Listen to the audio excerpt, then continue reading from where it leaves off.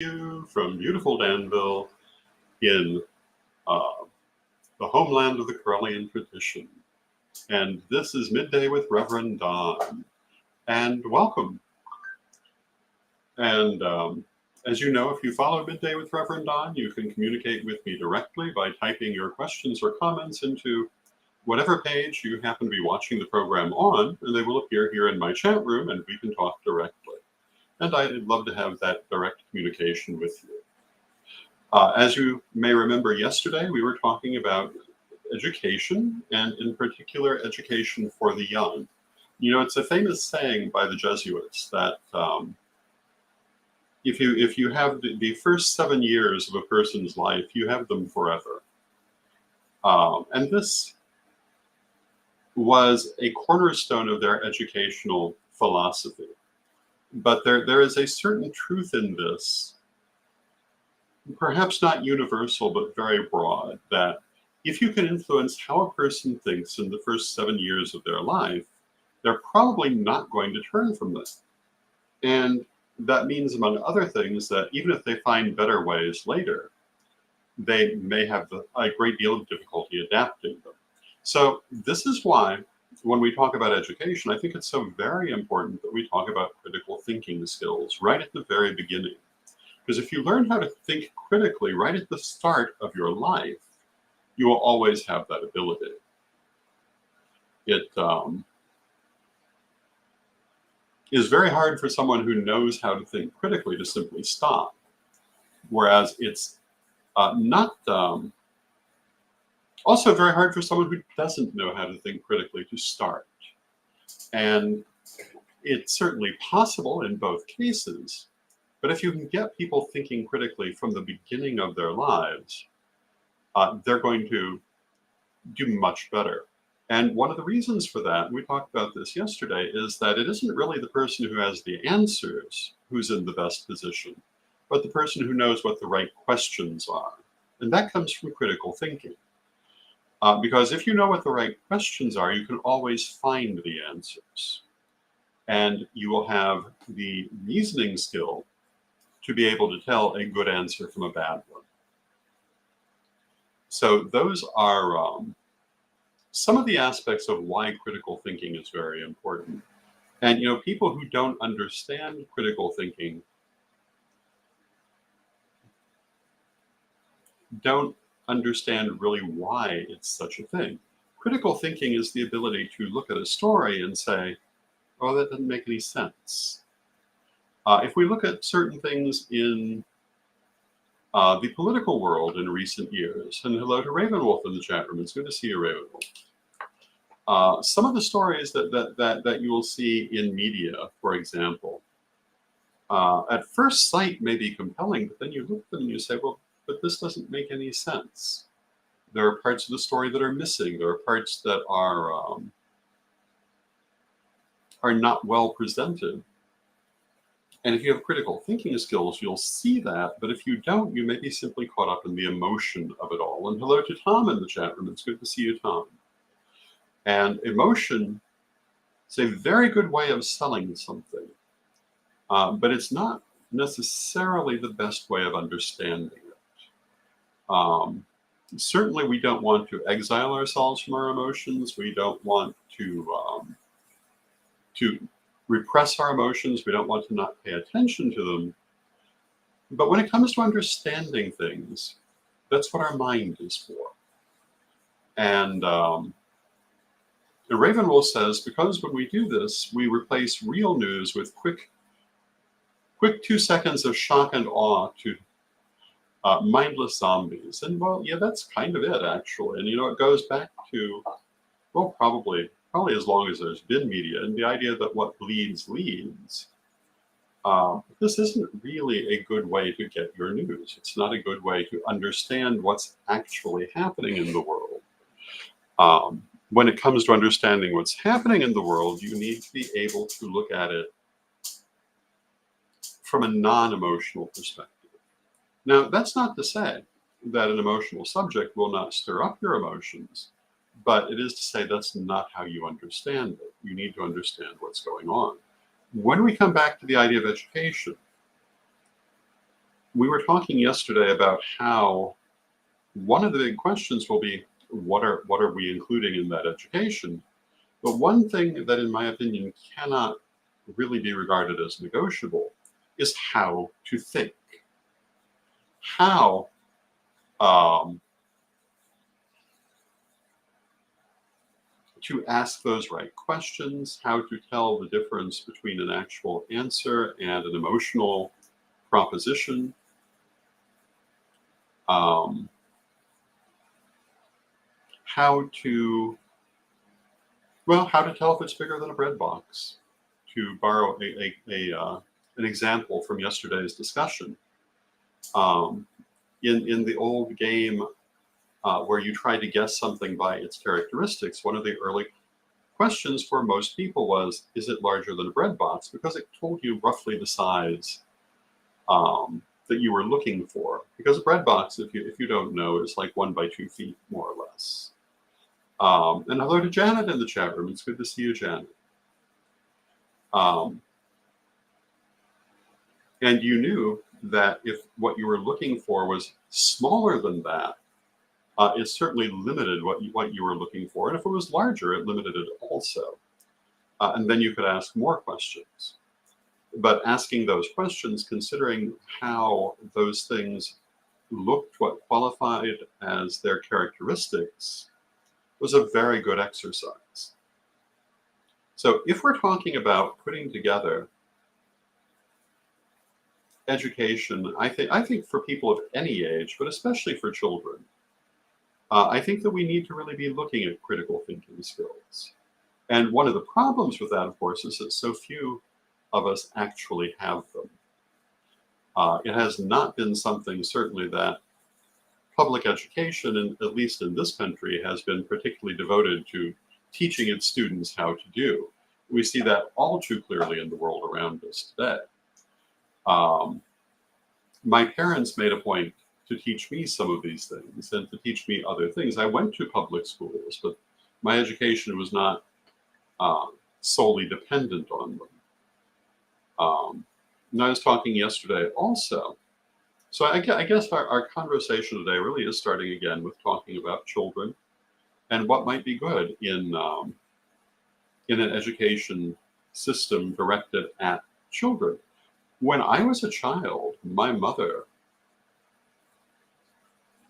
read me as goodnight stories, bedtime stories, things that for most people would have been considered adult. She read me Egyptian mythology, the story of Isis and Osiris, for example, I remember very particularly. There were many others that she would read. She also, at certain points, read from the Iliad, which, I'm not entirely sure what I was getting from the Iliad when I was that age, but certainly the cadence of the poetry, just by itself, was a valuable thing to learn. And I don't think we went through the whole Iliad, because for one thing, I don't think my mother would have considered that particularly good for a small child, but we went through quite a bit of it. One that I remember in particular was The Pilgrim's Progress. My father had a very old copy of that book, beautifully illustrated. My attention was caught by the illustrations. It was probably 1880s, beautiful black and white illustrations, and I wanted my mother to read that as a bedtime story. And my mother, who knew what this story was about, really didn't initially want to do that. And my father, who did not normally win conversations with my mother, but he did on this occasion, pointed out that for me, the moral aspect of this story would have no relevance whatsoever. It was just an adventure story to me. And if you're not familiar with The Pilgrim's Progress, a variety of moral characters are portrayed as if they were human beings. And they go through their adventures as a moral exemplar for a Christian world, which is why my mother did not originally want to read it. But when you take that out of it and just look at it as, oh, this bunch of adventurers is going through this weird little fairyland, well, at that point she decided it was fine, and we read quite a bit of it. um, including with its 19th century language. And I think things like that are very beneficial. Um,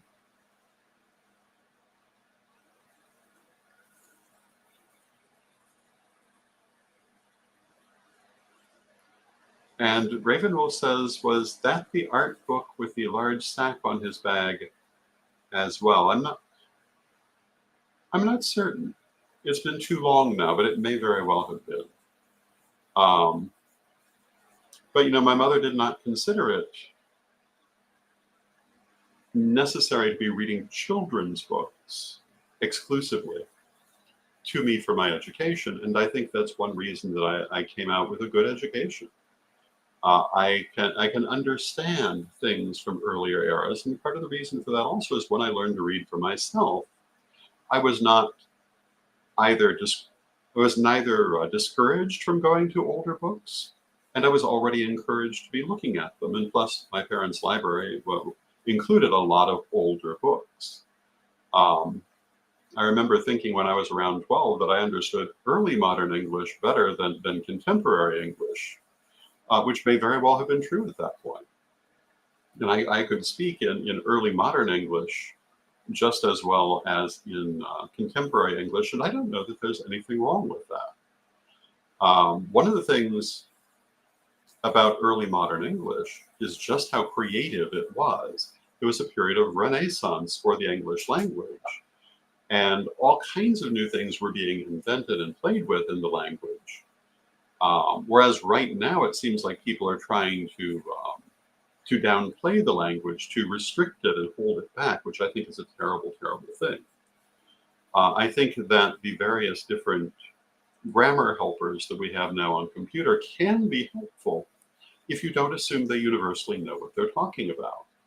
But the way they're trying to restrict the way people use languages, I think, is almost scandalous.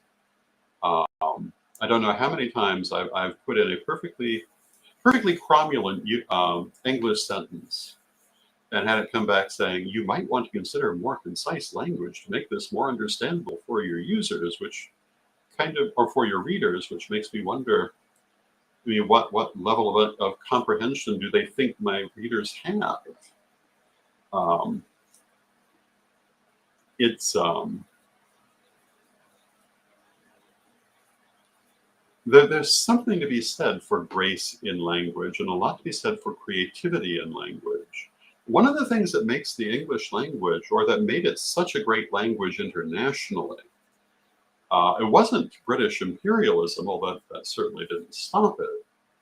But it was the fact that the English language had so many borrowed words that it could be used to describe things that were very hard to describe in some other languages.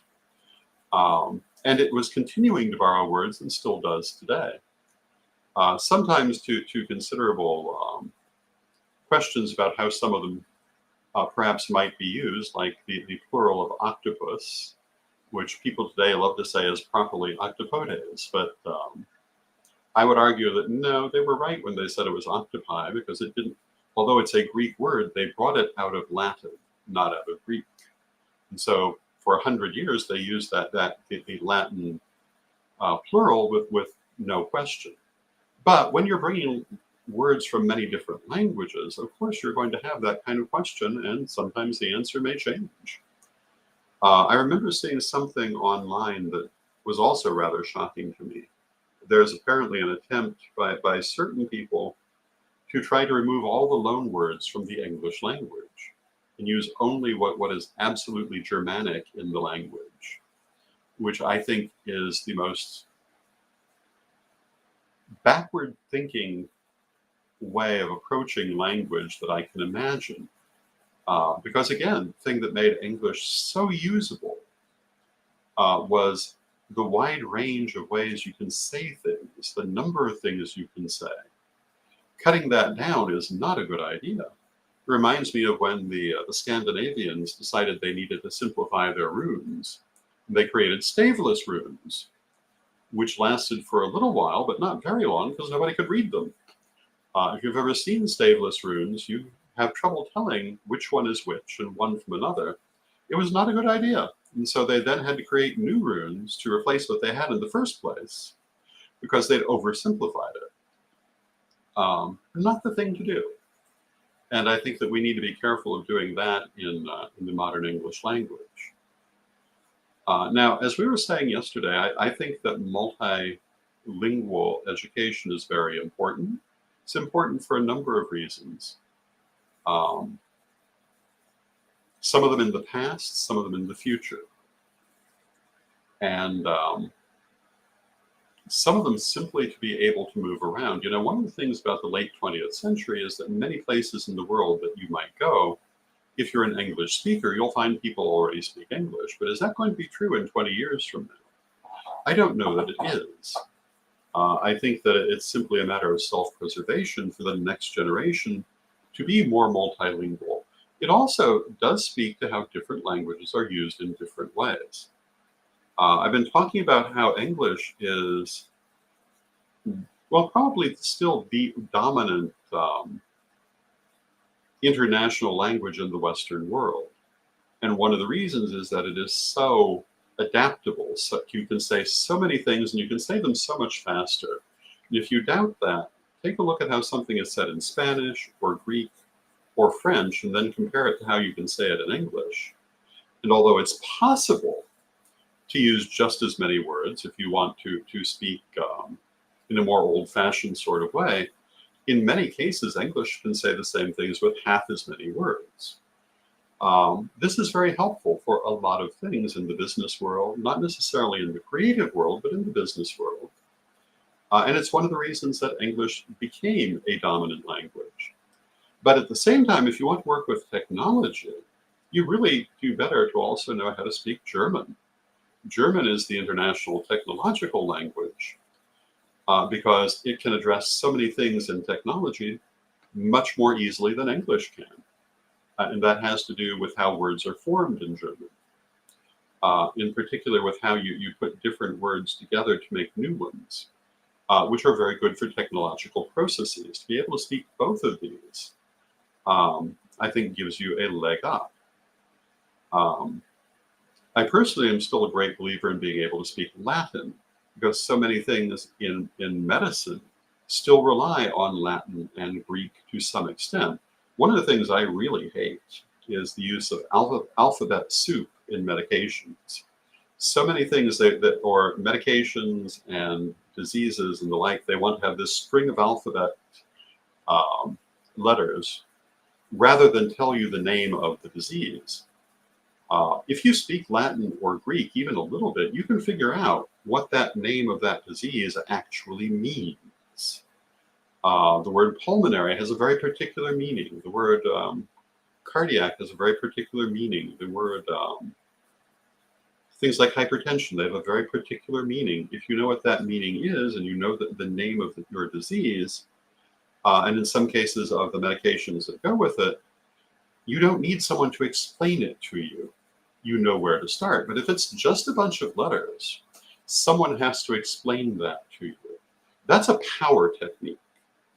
That prevents you from being able to decipher it yourself and means you have to go to them as the expert to tell you what it means. And while that seems like a small thing on the surface, stop and think how many times you've read about people in certain parts of the medical profession not listening to their patients, and not explaining things well to their patients who don't know what to ask because all they've got are these letters to work with.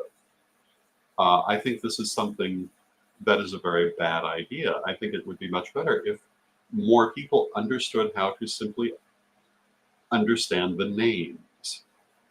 This is true also in science. The more you can understand what you're looking at, the less you need someone else to explain it. So when we talk about, and Angelina says, thank you for speaking on this. Thank you, Angelina. Obviously, it's something that has importance to me. But you know, when we look at education for young people, that's the best time to have this in. They say that you can learn languages best as a child. And I think that's undoubtedly true because your mind is still growing and And you know, you haven't, well, actually, to tell you the truth, there's no language you've completely learned at any point in your time on this earth, in all likelihood, because all of them are larger than what one person will know. But by the time you're in your 20s, at least, you mostly have a pretty good um, angle on the language that you primarily speak. And whether it's because you simply cannot learn others as easily after that, or because you're out of the habit, either way, people usually don't. It's best to do it earlier in life. But I think that if you've learned more than one at different points in that early part of life, that it will still be easier for you later. Um, and, you know, there are so many things. Language is a very fascinating subject. And, you know, I've talked about it more than once, probably more than anyone really wants to hear. I've talked about the bugaboo of pronunciation, um, and why people should worry less about that. Um, there's a particular person whose media I've started watching lately who is all about expanding vocabulary. But one thing she does that I'm not as fond of is that she'll speak to how to properly pronounce the words and not be right. She's right for a certain accent, um, but she doesn't seem to be aware that there are other accents, even in just American English, and that different ways of pronouncing things, depending on the dialect that you're speaking, are not wrong. They're the dialect that you're speaking. Um, and that's also, I think, a very important thing. I think I've watched people really make things harder for themselves in life by focusing on non-essentials, like how to pronounce words rather than what the word means. Um, I've talked before about how some people get very concerned with how to properly pronounce the names of ancient deities, often in languages whose proper pronunciation we don't even know. If I had $1 for every time someone has told me that ISIS should be pronounced Auzet, I'd have a lot of dollars. And I have to tell you, speaking from a linguistic point of view, Auzet has not been considered an appropriate translation of ISIS for at least 50 years. Um, there is not a single translation, but Auzet is pretty much gone. Aset is still sometimes used. Iset is more common. Ise is very common. The one thing we don't know is how they pronounced it. Isis actually is as close as we have to someone having written down how Egyptians pronounced it, because the Greeks were sitting right there listening to Egyptians pronounce it.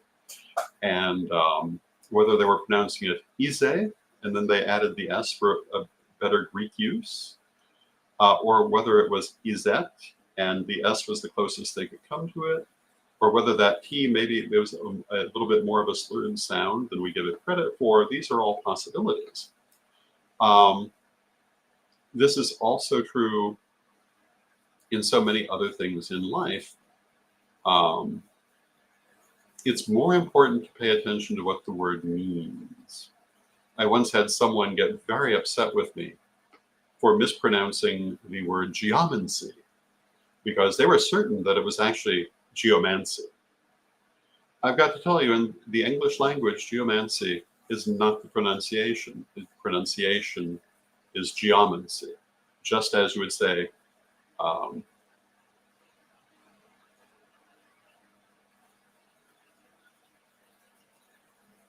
well, it's like any other Greek word you bring into English. And you would say, for example, biology, not biology. So you would say geomancy, not, or you would say geomancy, not geomancy, because that's just how the English language works. And but having said that, that doesn't necessarily mean there's anything terribly wrong with saying the other one, or any of various ones. It's much better that you understand the word. You know, I'm not going to say I never messed them up, or that I might not have just messed them up right then. But I know what geomancy is. I know what what arithmancy is. I know what numerology is. I know what isopsophy is. And if I didn't happen to be pronouncing them entirely correctly, that's far less important than knowing what they are. So that too is something that I think we need to avoid when we talk about education, particularly for young people, which is pedantry. Um, we need to focus instead on practicality. What do they need to know? What is actually helpful? And is it actually helpful? You know, Lady Crystal, um, among different people that she studied with, at one point studied with Sun Bear and the Sun Bear tribe. And I remember there was a time in the 1980s when her landline phone was not working for some reason. And so she decided to do energetic healing on it, which, if I remember correctly, actually worked. But one of the points that she made in convincing me to work with her on this was that, to borrow a phrase from Sun Bear, if it doesn't help you grow corn, why are you doing it? If it is not,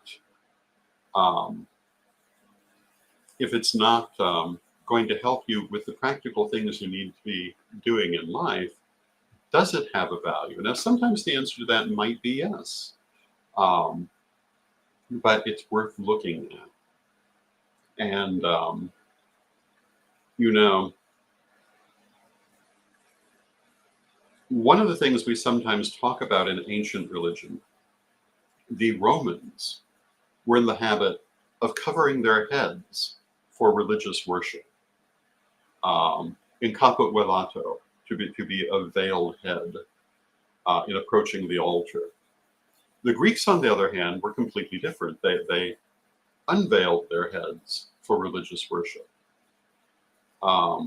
So if you ask me, and the Egyptians also did not veil their heads, that therefore may be of value in Roman worship, but it's not of value elsewhere because nobody else needed to do it. And I don't believe for a moment that they were not having good reactions from their worship. So I think that looking at practical issues is important. So, and Janet says, thank you for the bit on geomancy. And says, yeah, I've been saying it wrong. You know, and you know, this goes back to how English takes words from so many languages. A lot of the languages that English takes words from would give you the pronunciation geomancy, because putting the accent on that second to last syllable is the case from some languages, but not from Greek. But having said that, it's not something to be worried about either, in my opinion. And I think we started this program talking about critical thinking skills. A very important part of critical thinking skills is knowing what you really should be worried about and what you don't need to be worried about. And I think we'll close that there, because I see we've come to the end of our half hour. We'll be talking about this same situation, the same subject tomorrow. I don't know what we'll be saying, but we'll be saying something. And so I will look forward to seeing you then. Thank you all for being here. It's always lovely to see you. And until next time, let us close with our prayer. Divine Mother Goddess, Divine Father God, beloved ancestors, we thank you for all that you do for us in our lives. And we ask you to continue to be with us and to help us to know those things that are important in our lives. Help us to make wise decisions and move forward with those decisions in practical ways, and to move forward in good and positive directions. Beloved Mother Goddess, beloved Father God, beloved ancestors, we thank you with great love and thanks, and knowing you are always with us, but from respect, we thank you for your presence, and may you be blessed now and always. And I thank you for your presence, and may you be blessed now and always.